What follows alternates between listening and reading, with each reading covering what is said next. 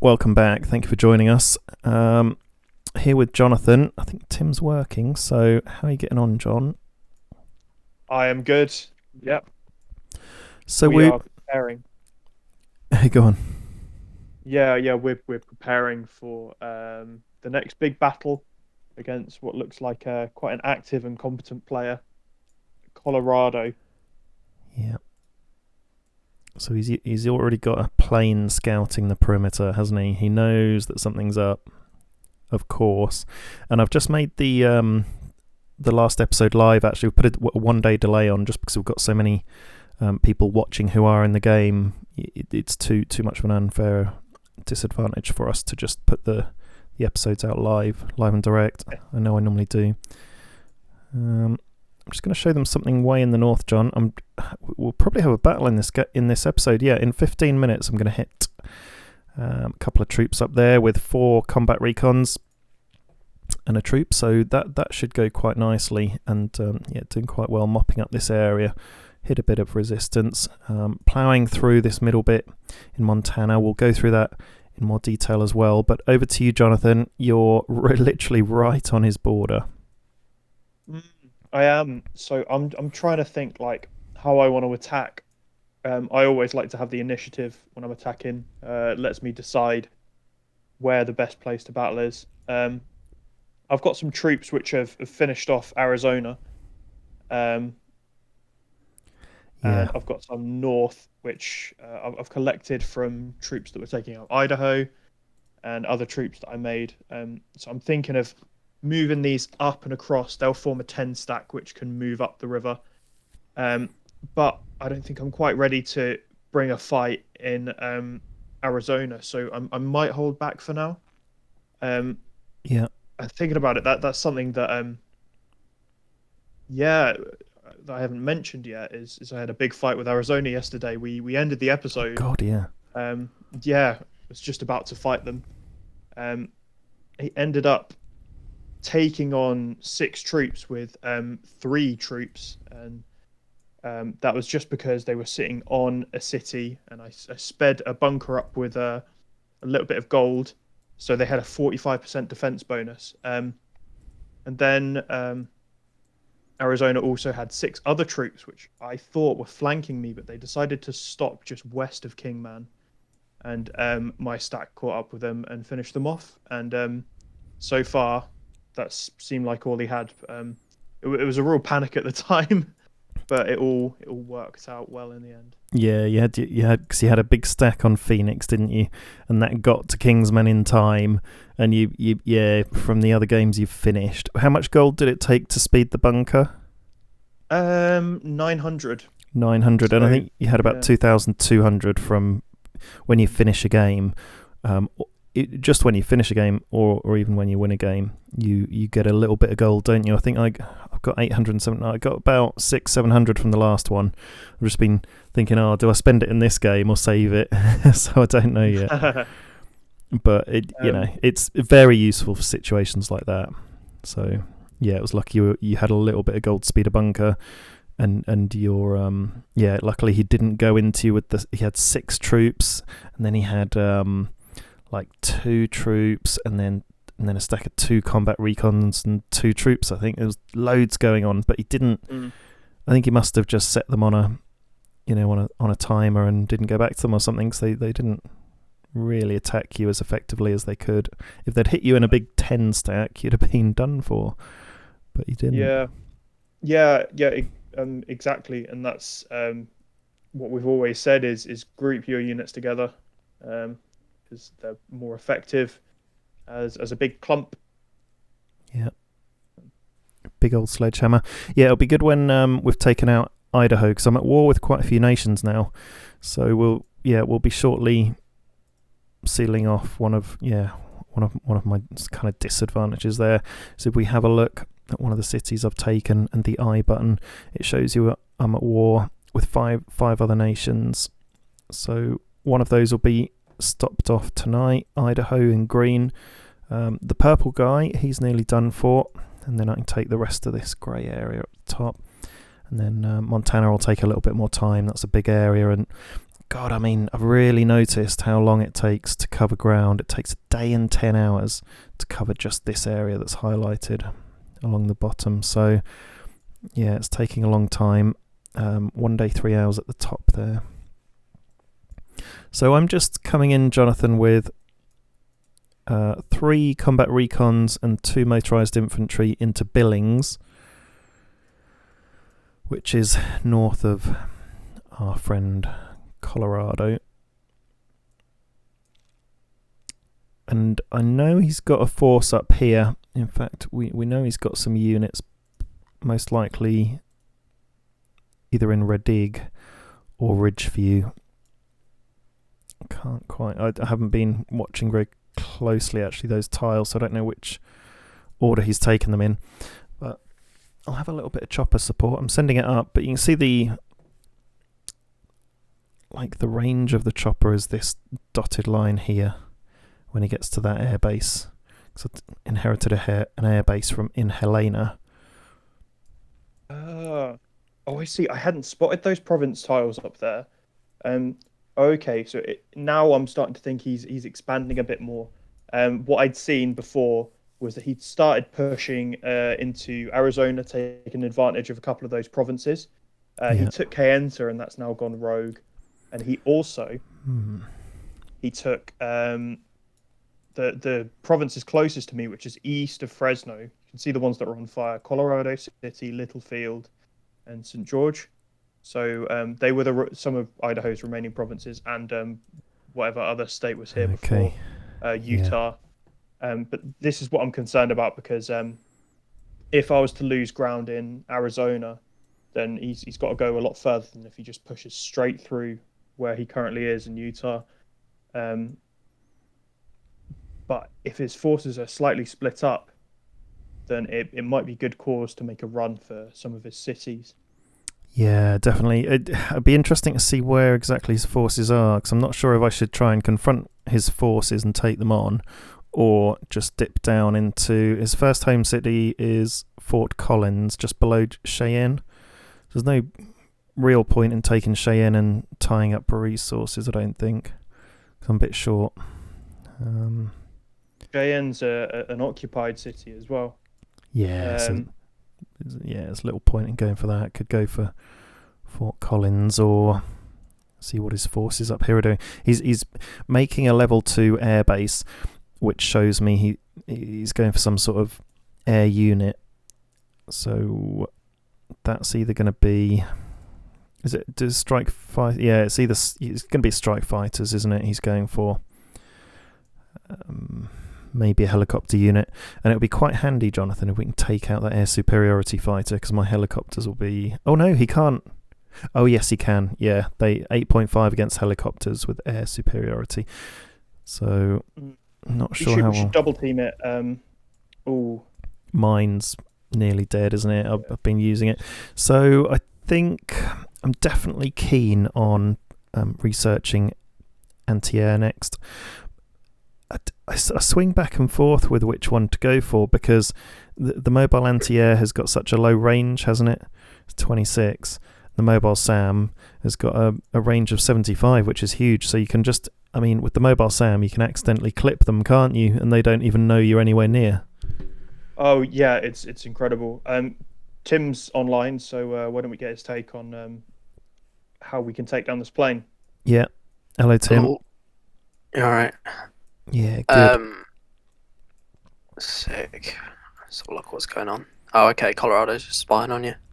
Yeah. Need to try and take that plane down. Yeah, because I'm actually building or repairing an airport that I inherited in Phoenix. It'll be ready to go in a few hours because they're operational at 40%. And if I'm not going to be aggressive and attack through Arizona, I'll need to defend it with my helicopters and maybe get a couple of strikes in there. But that plane is going to scupper any kind of movement there. Yeah. So we could take it down, or we could try and draw it away in a different place. Yeah, it's going to be hard to get to Denver. Yeah, I think we're just going to have to be really careful when we use our choppers, and only use them when absolutely necessary, and we can see these armoured targets and then kind of dip in and then dip back out. But equally, all the time knowing where his air superiority fighter is, because he's still got to catch us, hasn't he? How fast are they? Air superiority is 12 and choppers are... Not as fast, like 7, I 7. think. Yeah. So, for example, I could use my chopper on that side of the board, and it'll take him ages to get there. And if he did get there, then you could use yours. So long as we know where he is. But equally, that's why I think I've been thinking about this. The role that choppers have is, I think, supporting stacks that have anti-air, and so I really do think. I really do think I'm probably going mobile Sam first, just because we've got that need of extra air defense for our choppers, haven't we? What do you think? Yeah, absolutely. I'm bringing in the choppers to bring an early game counter to tanks.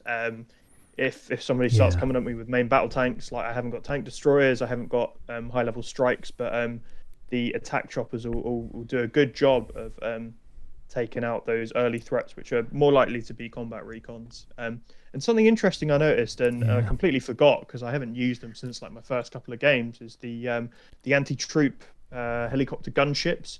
You can make those with just a level 1 airbase and level 1 arms industry, whereas like everything else needs a level 2 airbase and a level 1 arms industry. Yeah, exactly. And do you know what? I am researching that right now, and I'm about 4 hours away. Just level 1. Yeah, I'm a bit short on supplies. I've been focusing on supplies, on just building up the flow, because a lot of my troops have taken up supplies as maintenance. So I've got an interesting thing going on with the cities as well, because on one city I've built an underground bunker, a military hospital, an arms industry level 1, and on another city I've built nothing. And so the direct comparison is that where I've built all 3, at the moment I'm 2% ahead in morale. And if you have a look at the stats there, we've got city morale effect -5, local resource output 0%, buildings effect +20%. I've got an accelerated population growth, and we went from 4 population to 5, and then in the city where I've got nothing, they did still accelerate population up to 5, but morale's too lower, and I think that's the limit now. This city with all the stuff on it's going to accelerate now, and it'll be interesting to keep watching that. But yeah, supply cities, I'm on 2 of my supply cities. I'm now into the second arms industry, and I've got the hospital and the bunker already. So yeah, hoping for really interesting things now, doing that tactic where we're building all the buildings and just seeing if we get a bigger, longer game with our supplies. It's going to be... Where's the city you've built nothing on? I can't see it. So the petrol city. Oh, right. I've just built a recruiting office. So the petrol city's got pretty much nothing. It's got an army base, and then where I've got the most is my supply cities. But then I'll be jumping over to components before long, and also I won't forget about electronics and rare materials. Rares I've got quite a lot. I've got 1 of each.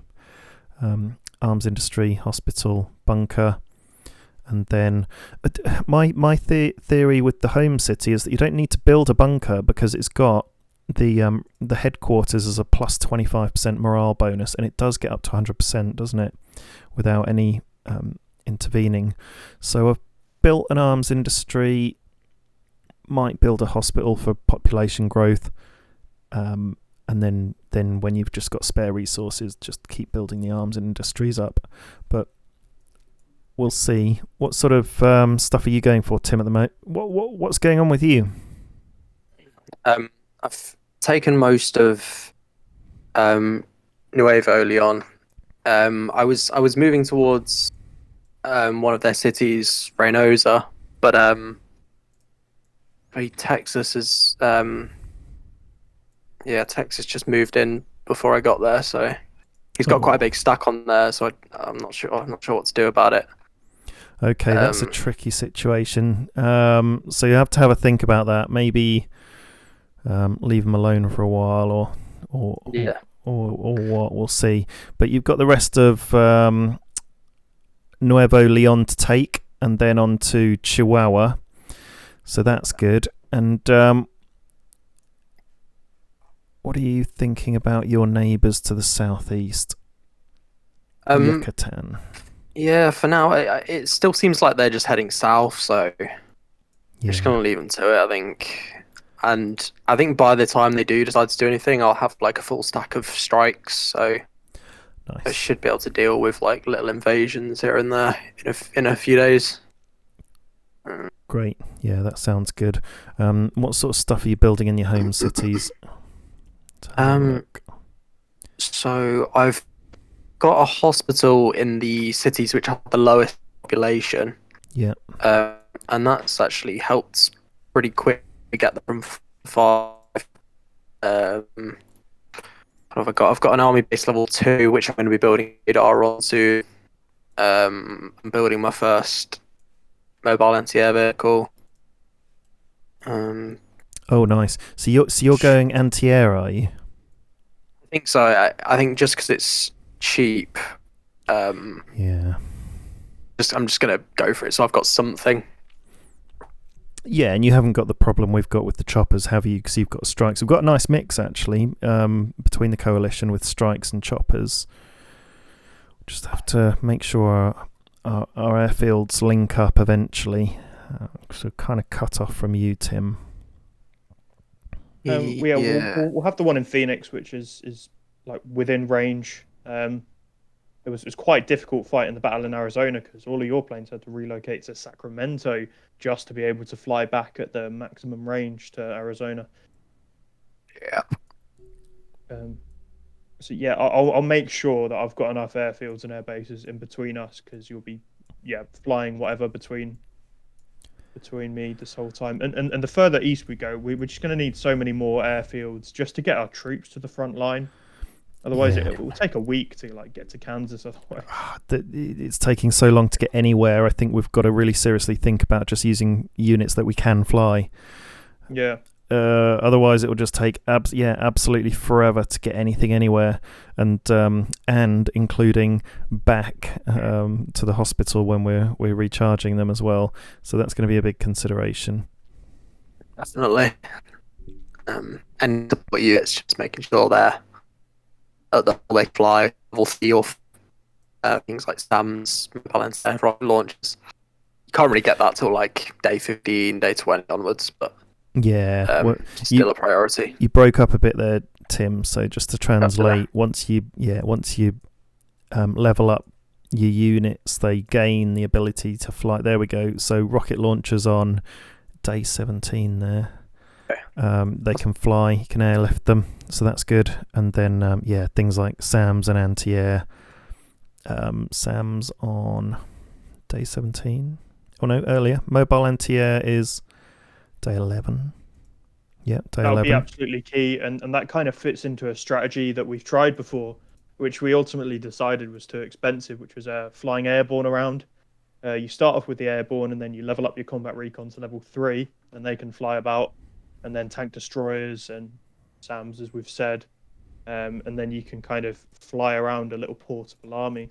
But maybe it's worth just upgrading combat recons to level 3 just to, just so you can fly them about. There may have been an update in the game then, because it looks like they can on level 1 now. Looks like they've got the airlift. So I'm thinking of air assault. So, can you explain the air assault? Because that's where there's a helicopter icon. What's the difference between that and just flying between airports? Well, you don't have to land on an airport, and you don't actually have to fly from an airport. You just have to be within range of an airport. And if there's like multiple airport ranges that tessellate, then you can fly between multiple airports. And the special thing about airborne is that when you air assault with them to any province, they attack if there's an enemy there, and they attack as a helicopter for the first attack, so they're not taking any damage, because unless there's the right kind of AA there. But I've not always seen that work as well. Anyway, it's basically a free attack, and also with air assault, it means you can get to across rivers and to little islands that are difficult to reach. You can fly over an army to a city if somebody's left undefended. So there's all sorts of cool tricks you can do. And you're Check saying out our second game. We really made that work in a couple of crucial instances, didn't we? second series, oh my god, it was amazing. Yeah, about halfway through the second series. Have a look at the channel. So you're saying combat recons can air assault? Yeah, from level 3. Whoa, I never tried that before. Oh, that's amazing. So just pretend I'm really stupid, right? Won't take much. Pretend. But so you could just as long as you're in range of an airport, you can fly from one tile to another. Yeah, you can fly anywhere that's also within range of that airport or within range of another kind of adjacent airport. Wow. And yeah, but with things like the railgun and the combat recon, everything apart from airborne, that they don't attack in midair, but you can just fly them to the target, and then once they land, they've got to wait there for an hour before they can attack again. But just like everything in this game, any way you can cut out a period of movement or speed up getting from A to B is incredibly strong. Like that's why strike fighters are so good, and that's why you want to avoid mountains, things like that. Yeah. Oh, I think I'm gonna have to go Mobile Sam, but I'd want anti-air as well. Mobile Sam is so much more, isn't it? I think you should go for Mobile Sam. I think we've gone a bit niche. Getting choppers, it could come in really handy, especially the later game, in my opinion. I expect most players would be going for strike fighters. Yeah, just got to save up the rare materials. We're at that point in the game where you're really struggling for resources and just trying to build them up. They are building up quite nicely, but slowly but surely. And then there's a few things left in the shop that you can buy, but you're just running out of everything at the minute, money and So just building my second chopper there, and nearly finished the research on the troop killing chopper as well. So I'll build a couple of those. So I'll just have a really nice, strong, kind of defensive air stack where I'll have an anti-air. So they'll be fairly well protected, and they'll just attack around the anti-air really. So they've got that cover. That'll be the plan. So it looks like we're going for Colorado. He is watching. That's why we've put in 1 day delay. And so by tomorrow, I'd imagine we're going to be cracking into him, aren't we, Jonathan? Yeah, it's just this air superiority plane. I can't think of any way to kill it in the next 24 hours. It could be a real issue. So I'm just going to have to rely on having enough troop power, and the helicopter will be a backup if he gets too far into my home cities. And he's only got 1 air superiority, and we'll be attacking him from the north and south, from 2 opposite ends. So I think we're going to be fine.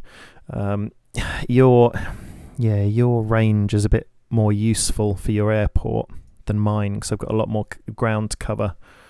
So we'll have to see how that works. And it'll be good to join us up. So we've got the whole west coast. I think that'll be really nice. I think I'm going to push up to Emory, which is east of where my 3 units are converging, and then there's a port which will bring me to the other side of this river. Instead of trying to go up and around, I think I'll try and cut across the river to get to his cities. Yeah, you may as well. And I don't think he's going to have anything to attack you while you're in transit, as a boat. So I don't think you've got too much to worry there. Unless he's somehow built a load of towed artillery or something that happens to be within range. So you should be alright. What was I just thinking? Oh yeah, we've got this battle up in the north. Let's have a look. Okay, so I've taken out one of the troops. It's in the far north, the purple player. Taken out one of his troops on impact. I've taken a little bit of damage on everyone, but not too much. And so in the next round, I should take him out. He hasn't got any infrastructure, So they'll just keep moving. They'll drop a troop, rendezvous with this troop, and then keep going as the same sort of stack, really. See if we can land grab on the way down here. And then go for Cranbrook next. And then just see if we can take all these tiles. He's going to have a load of troops somewhere, maybe a big stack here. So my helicopters might come in handy to take him out. Or there could be some on that combat station there. So we're going to have to see how that pans out. And the game's moving on. I would like to say, actually, I feel as though I'm struggling a bit with creating big stacks. But I guess I have got a lot of units spread out, just sort of sitting. Oh, and there we go. So I've just started making National Guard. And just started spitting them out, and one is on its way up to this city to relieve this troop, and I've just said, oh yeah, you can go and start land grabbing. So I've got National Guard coming out to relieve the proper troops who are just sitting on cities and not really doing anything, and it's going to free some up to go to the front line, and it's going to free up others. For example, this one that's land grabbing, he's got low health, but this combat recon is sitting on there. It's a powerful unit. So what else have I got? I've got two troops here on very, very low health, 14.1 out of 30, so they'll go back to the hospital and heal up. So yeah, I might need an airport on that one and build that hospital up. We'll see. But either way, we're moving onwards and upwards. Any more thoughts on the game, guys? I think I'm gonna just keep chipping away at this Texas stack with my strikes. They didn't do too much damage to my strikes on the first hit. They got quite low resistance at level 1, the infantry. It's 8 infantry and 2 recons, so I'll just chip away at it for a few hours. If I manage to knock down by a few troops, I'll probably just roll in there with this officer, and I reckon I'll be able to take it. Just lose in 2 or 3 infantry. Maybe a recon. Be worth it to take out a lot of his troops. So yeah, and if he's troop heavy, then you want to make sure you've got you're kind of combat recon heavy. yeah, that's what I'll do. I'll just stack the 3 recons. Should be good odds, really. Infantry will be level 2 in a few hours as well, so I'll wait for that. Oh, nice, very nice. Yeah, advantage. Yeah, and your infantry officer's gonna buff everyone. Plus his attack's pretty big. He ignores any entrenchment bonuses, doesn't he? Which is good. So he'll Texas has got a stack of 10 there, as 8 troops, 2 combat recons, which is huge, and they've got they'll have a minus 25% incoming damage debuff. So you're 25% weaker trying to hit him, which is an incredibly tough thing to try and get through. But okay, yeah, we can see your strikes are hitting him. We know he's watching, so I'll have to see what he makes of this. 2 strikes have got... Oh! They've got a fair old whack against troops. 4 against troops each, so that's 8. And then 2 with your air superiority. So you're hitting him at 10 a time, Tim. Yeah, I'll have to see what that sort of ends up converting to in terms of damage, because of how many troops he's got. I might do about 5. Yeah, you're not 5 or so. You've only taken 2 damage in total on your strike fighters, which is 1 damage each. So that's nothing at all, is it? You can just got some life left in them. Keep going night, maybe. Kind of wondering why I didn't start building strike fighters now. So we could only build them from day 3. Yeah, you're in a different doctrine, aren't you, Tim? But we can start building them now. But I'm kind of committed to the helipoppers. I think I'll keep going. It'll be an interesting experience. Test them out. Yeah, I mean, as soon as you can build an officer, it's a very powerful unit, and everything's so spread out. like on this side, but then look at what's going on the east side. All of these cities. As soon as we start cracking in there, and we can build any kind of airbase, will be they'll be a lot more powerful. Yeah, It's an yeah. investment. Oh, it'd be great investment. It really will. Once we pass this big space, and it will just be another set of units that some people just won't expect. Although I expect there's a few people watching this playing as well, so they'll be countering our helicopters as we speak. But yeah, bring it on. That's what I say. Okay, well, looking good, and it's been a great update for today. There's a I don't want to say too much, but there's a lot of active players in this game now, and I think you're going to be very surprised at where this all goes. It's not going to be a cakewalk. It's certainly not going to be a boring series at all. And things got quite spicy yesterday when we realised we had to delay putting episodes out for a day. So join us in the next episode. It's all kicking off, and we're about to go into a couple of really big fights actually. So it's goodbye from me. Goodbye from me. Over and out.